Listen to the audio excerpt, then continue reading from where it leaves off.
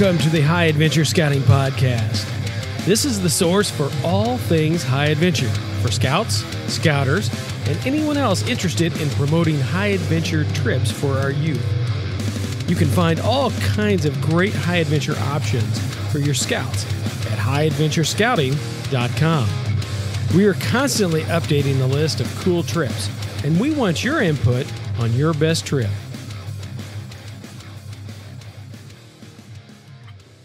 All right, welcome, high adventure enthusiasts. We're excited, as always, to highlight a high adventure base on this edition of the High Adventure Scouting Podcast. Today, we're joined by Griffin Linehan, Camp Director for Lenhok'sin High Adventure Base. Lenhok'sin is located at the Goshen Scout Reservation in Goshen, Virginia. Griffin, thanks for joining us today on the High Adventure Scouting Podcast. Thanks for having me, Rob. All right. Now, I looked on the website. Looks like a lot of people call you Griff. Is that Griff or Griffin, or what's your preference? I go by Griff typically. Cool, awesome. Now, I understand you've been very involved in scouting for a long time and have a long history of working in scout camps. Is that correct? I do. All right. Been involved since Cub Scouts. So I grew up in the Chicagoland area, just in the northwest suburbs, back when before the Pathway to Adventure Council, which takes up a lot of the Chicagoland area, before that council became what it is now in Northwest Suburban Council.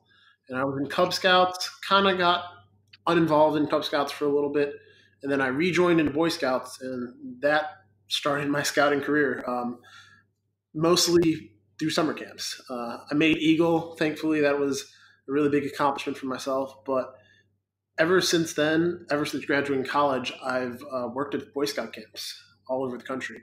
I started out when, gosh, it seems like a long time ago, but back when I just turned 13 the week before I went up to the scout camp to work, and I volunteered. I volunteered for the entire summer, came back, volunteered again for the next summer. So I had 2 summers of volunteering. I was up away from my parents, away from my family for 8.5 weeks. And I just fell in love with working with scouts, working with the youth out there, teaching those merit badges, going through the program.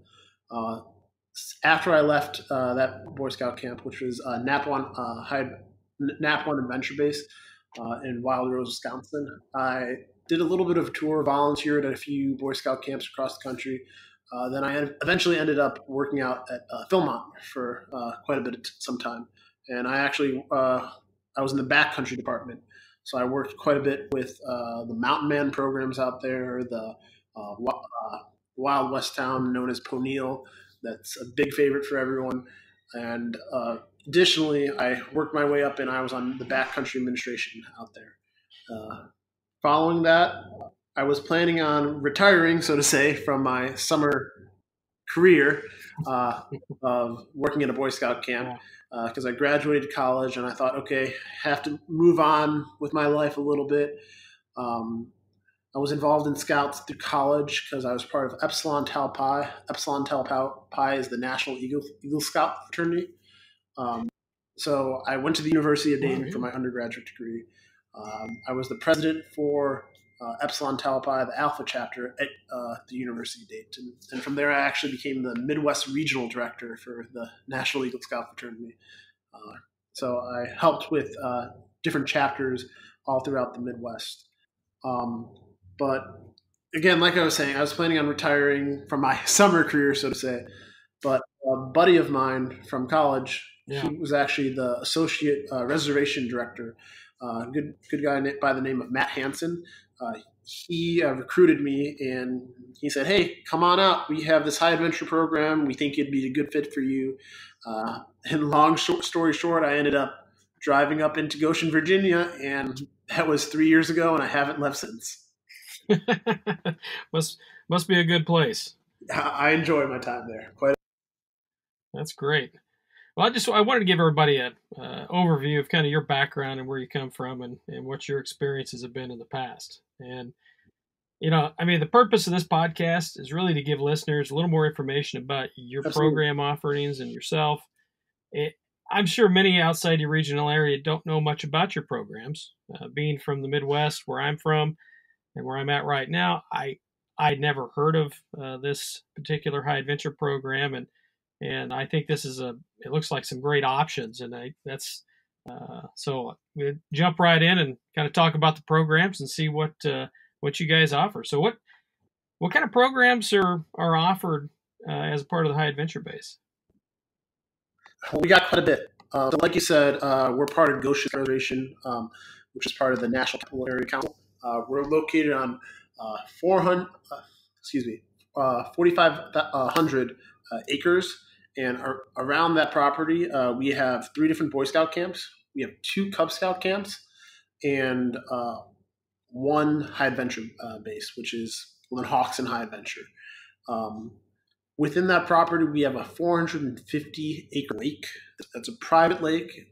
You won't see anyone else besides Boy Scouts, Cub Scouts on that lake. So it's called Lake Meriwether. Great lake. It's beautiful on a great day. But we offer 2 main treks at the High Adventure Base. So I like to call it a land or an aquatic trek. And the whole idea behind these 2 treks is to prep crews that are thinking about going to either Northern Tier or Philmont as sort of a stepping stone to get into that program. Mentally prepare, because from my time working out at Philmont, I definitely saw crews all across the spectrum that were prepared. They knew what they were doing. They did tons of shakedown hikes, but I also saw crews that this was their first time really stepping out of their comfort zone, being on the trail for 12 plus days. And you can imagine some crews worked really well. Some crews had a little more than others. So that's what we were really trying to offer with our programs that we offer. We have, like I said, the land-based trek, which is a week long. It's not as long as you'll see at Philmont, but it's a stepping stone. So with our with our trek-based high adventure, we have tons of different programs that we can. We have to start. We have different outposts. So we have a cope, a high elements, similar to a cope challenge event that you'll find at any high adventure Boy Scout camp across the country. We offer that. We do offer high elements and low elements. In addition to cope, we have a caving outpost where scouts can essentially go spelunking underground. And that's really, really cool. When I came out to Goshen, it was the first time I've ever been in a cave, and it's something that's very hard to get out of my system right now. In addition to that, we have Foxfire. Foxfire is a 1900s Appalachian forge. So it's an interpretive outpost. My staff dress up in interpretive gear and pretend they're from the 1900s, and they lead scouts through making knives, S-hooks, and they run a program out there that enhances and talks about life in the Appalachians in the 1900s. In addition to Foxfire, we have Mountain Man, very similar. One of the camps that I ran out at Philmont was a Mountain Man, so we try to use this as parallel to Miranda, Clear Creek that you would see at Philmont. So it talks a lot about the fur trappers, not in the West, but in the East. So it's set in the early 1800s. It is a interpretive outpost as well. So we got a really great mountain man out there. His name's Jeff. He's from Florida. He looks like a mountain man, sounds like a mountain man, acts like a mountain man. Even if you ran into him on the street, you'd be like, that guy's a mountain man. But really great hire. He came up from Florida, and he travels all across the country and goes to mountain man rendezvous just as a hobby. So we're really excited to have Jeff out there at our mountain man outpost. We also have a mountain biking outpost. So scouts will go on a mountain bike ride. And that can be a lot of fun because everyone, for the most part, knows how to ride a bike, but they don't always go on some of the rugged trails that they might experience back home. So we have a mountain sports outpost. We have a paddle sports outpost where that's located on our 450-acre lake, and scouts can paddle on stand-up paddle boards around the lake.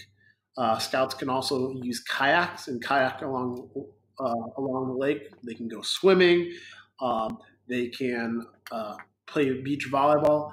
It's a really great outpost, and it's located in one of the prettiest spots on reservation. Now, I'm not done yet because we got a few more. And again, this is just our land hiking based trek. We have Robin Hood, which Robin Hood is another interpretive outpost that we have. It is set back in, gosh, I want to say the 1500s, around the time Robin Hood and his merry men would have roamed the lands of England. So it's an interpretive archery outpost. We have throwing knives there. It's a really cool but Robin Hood's located in a really nice shaded portion of the reservation. So it's really nice. Scouts can lay down at night. They usually enjoy some stories from the staff, a little bit of campfire, and they enjoy typically some cobbler. We also have a rock climbing outpost where scouts can climb on a natural rock face. In some of the outposts, we even offer a pancake breakfast. So chocolate chip pancakes or a cinnamon pancake breakfast, and that's usually a big hit. This year, I'm really excited to announce this is the first time I'm actually talking to anyone besides my staff about this idea. But we're launching a search and rescue outpost. So in the past few weeks, I've been searching online for several wrecked cars, and what we're going to do with that at this search and rescue outpost. We're going to put scouts' first aid skills and emergency response skills to the test. It's going to be a scenario where scouts can pick it's going to be a situation where scouts are going to pick the scenarios that they want to participate in. One could be a car crash. So that's what I was doing, searching for cars online that are wrecked, so to say. And we're going to incorporate it with some makeup to simulate as real life as it could be scenarios. Lost scout drills, broken bones. We're going to try and simulate as much as we can just to put some of the scouts' wilderness first aid skills to the test. So I'm really excited about that outpost. Something that Lenhok'sin has never experienced before. So we're really excited about that. That's interesting. I've never heard of any option like that. That's kind of cool. Yeah, it's been an idea I've been throwing around for a while, and I'm really excited about it. It's the first year we're running it.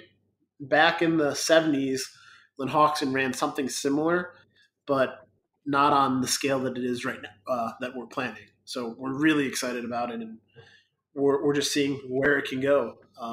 That's what I think makes a great high adventure base. Just testing, seeing what's the latest thing, what's going to make those gears move. Like I said earlier, that's my drive, and I'm excited to see how this program will develop. This program will enhance not only the scout skills the scouts learn, but everyday preparedness for you're walking down the street back home and you see a car crash or you see someone injured. How are you going to respond in those crisis situations, so to say?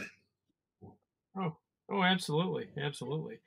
And interesting talking about, prep for Northern Tier and Philmont and things like that. And we just took a crew up to Northern Tier this past summer, and we had difficulty finding opportunities to get ready for that.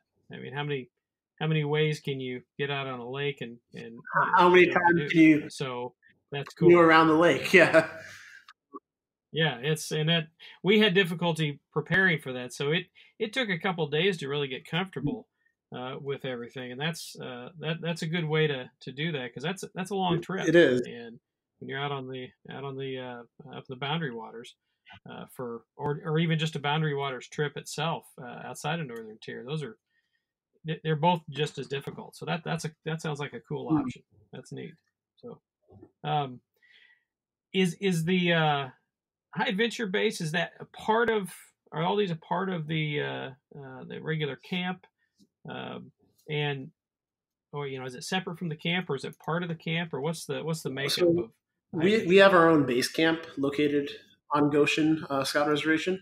So we act separate from the rest of the camp, but we work with a lot of the other camps as well. So we have some trails that may hike past the Cub Scout camp, or hike along the shoreline of the lake, which may cross briefly just through one of the central trails of a Boy Scout camp. But the really cool thing I think about our camp is Goshen as a whole.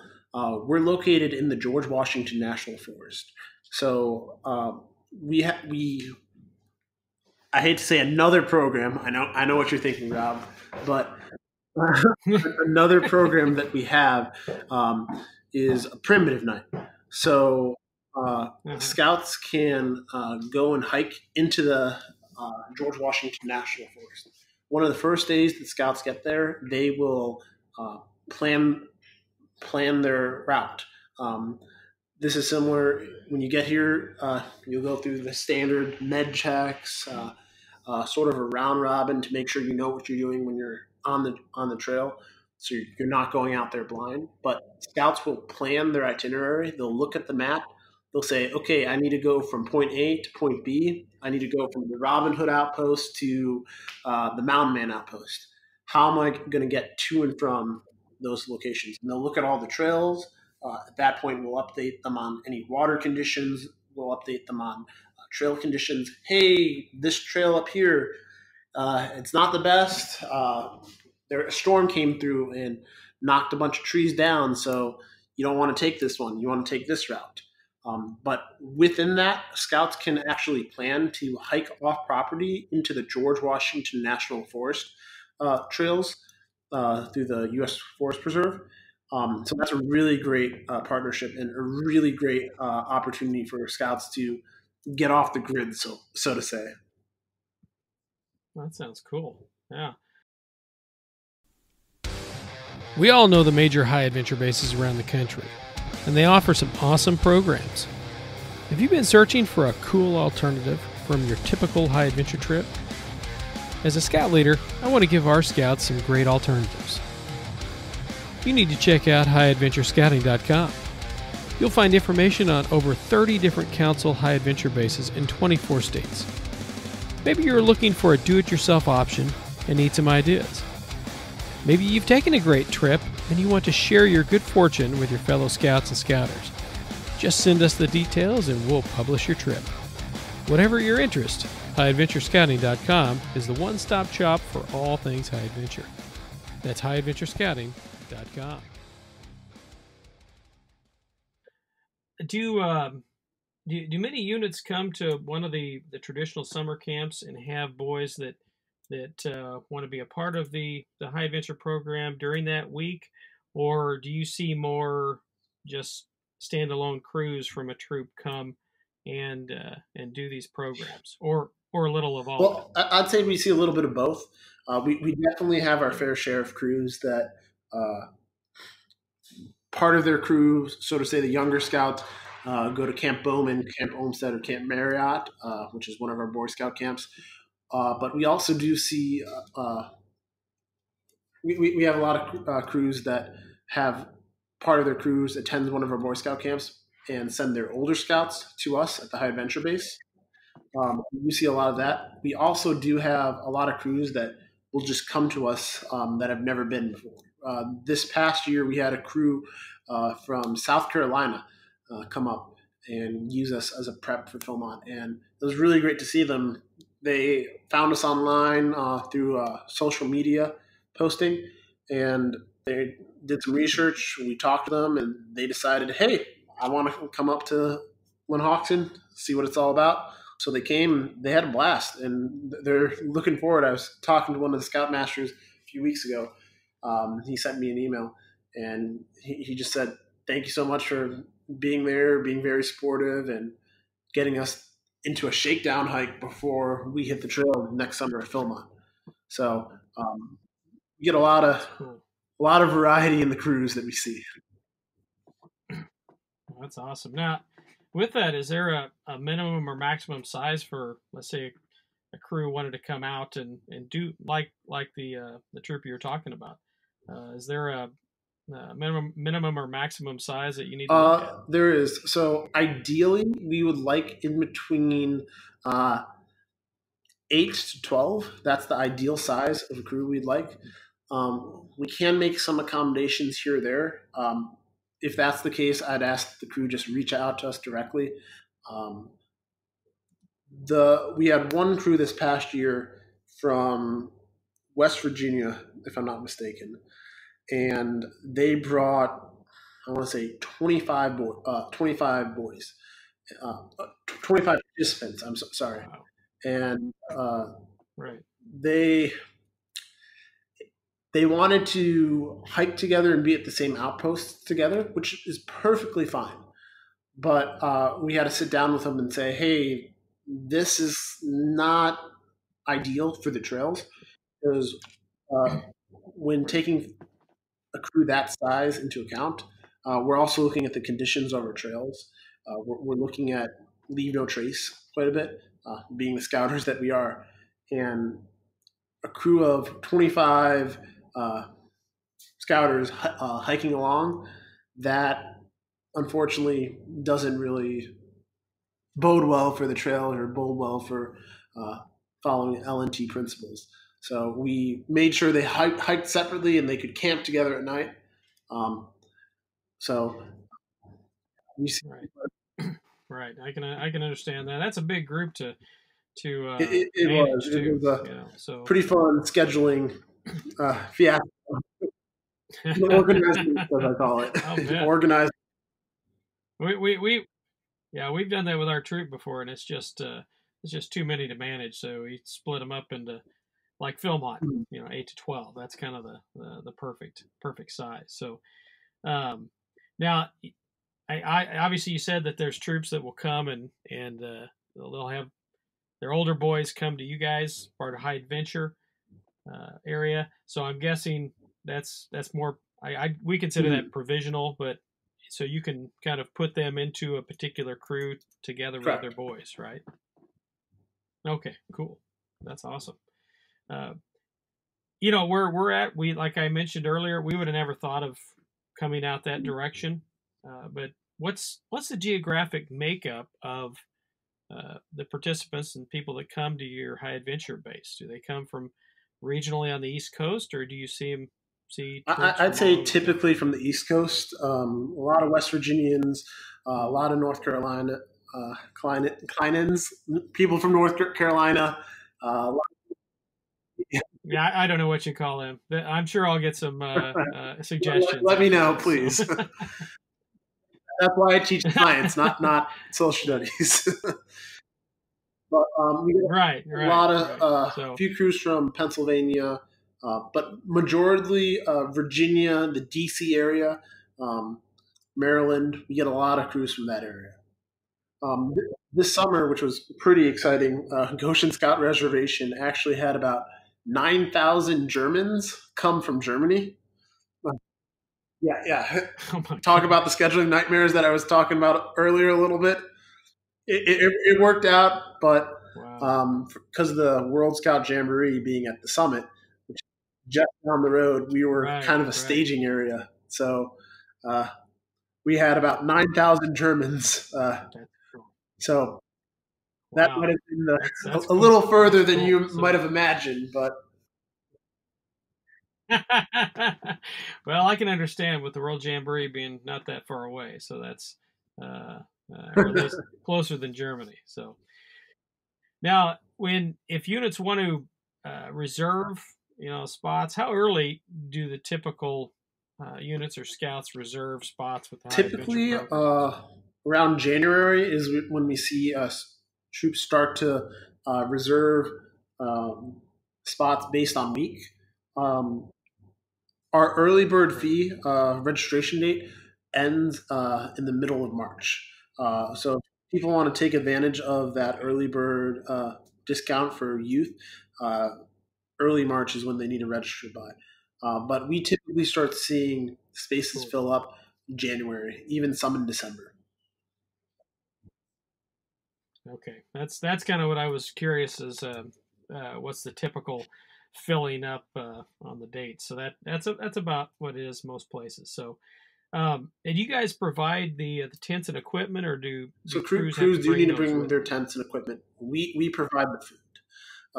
So we make Right. trail meals for the participants that come. Sort of similar to Philmont, like I said, you're issued a food bag. Uh, Here's your Monday lunch, and it's based around the buddy system. So I may give you Thursday dinner, and that Thursday dinner is for you and someone else. So that way you can split the food between uh, days, and everyone's not carrying all that weight. Additionally, we do have resupply halfway through the Exactly. week.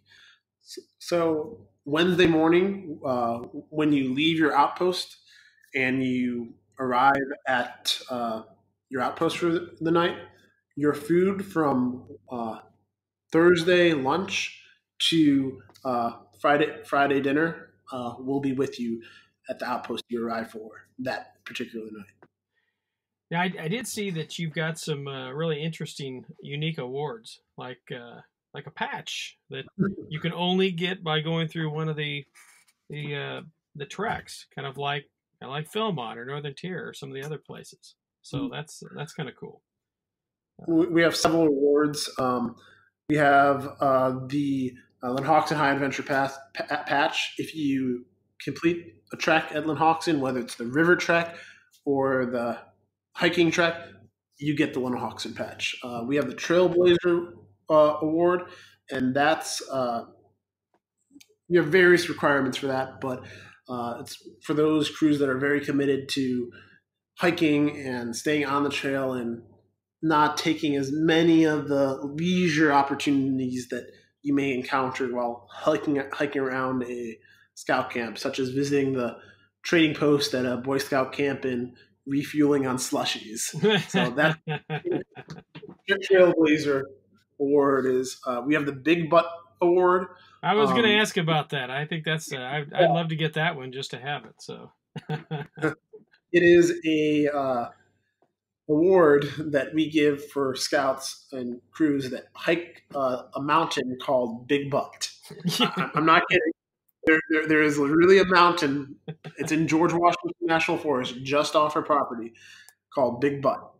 And I always make the joke of, yeah, it's kind of a pain in the behind to. And they're like, Absolutely. hey, what are you talking about? Yeah. Think about it, and then you forget it.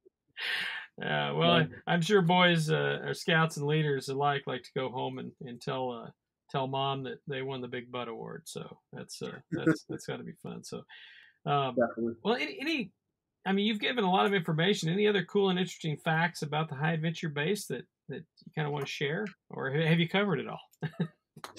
Um, Honestly, I could sit here talk for hours, and you might be falling asleep while I'm doing it, or not.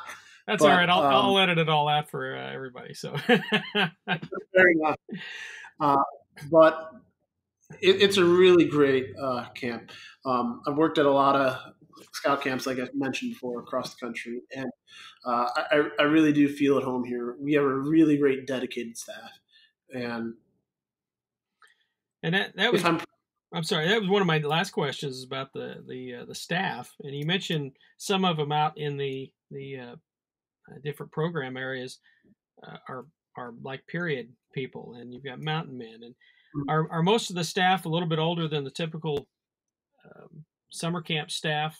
Uh, are they going out on these crews, or are the crews on their own? What's the what's the makeup of your staff? Gosh, we do have quite a variety. We have staff anywhere from 16 to 79 years old. Wow. Yeah. So we do have a lot of college students because that's the workforce of Boy Scout camps all across the country. We have some high school juniors, seniors being in high adventure, council high adventure base. We have quite a few outdoor recreation majors. When I say outdoor recreation majors, I mean undergraduate students that have since graduated with a degree in outdoor recreation that come and they work at our COPE outpost and various outdoorsy sport type outposts, and that's what they love to do. So they're more than willing, and they're happy to come out for the season and work at our camp because that's what they do year round. They're enjoying what they do. Then we have a few retired individuals that, again, just love working at summer camps. They have a hobby. Like Jeff, my mountain man guy from Florida. He drove all the way up from Florida just for summer camp. That's pretty cool. He loves muzzle loading. He loves being a mountain man. And he just does this because he enjoys it. So we have a really hardworking, dedicated staff, and they truly love the camp. They love the program, and they love what they do. That sounds great. Well, Griff, I appreciate you joining us today and giving some information about High Adventure Base at Lenhok'sin. Absolutely. Thanks for having me, Rob. No problem. Now, I want to thank Griffin Linehan, Director of Lenhok'sin High Adventure Base in Goshen, Virginia, for joining us today. You can get more information on their programs at gotogoshen.org. That's GOTOGOSHEN.org. Thanks for joining us today, and remember to tell your friends about this podcast. You can find us online at highadventurescouting.com, on Facebook or Instagram. If you have any questions or ideas for future podcasts, just email us at info@highadventurescouting.com. This podcast and website are independent and not affiliated with any youth organization. Happy High Adventure! This has been a production of High Adventure Resources, 2018. All rights reserved.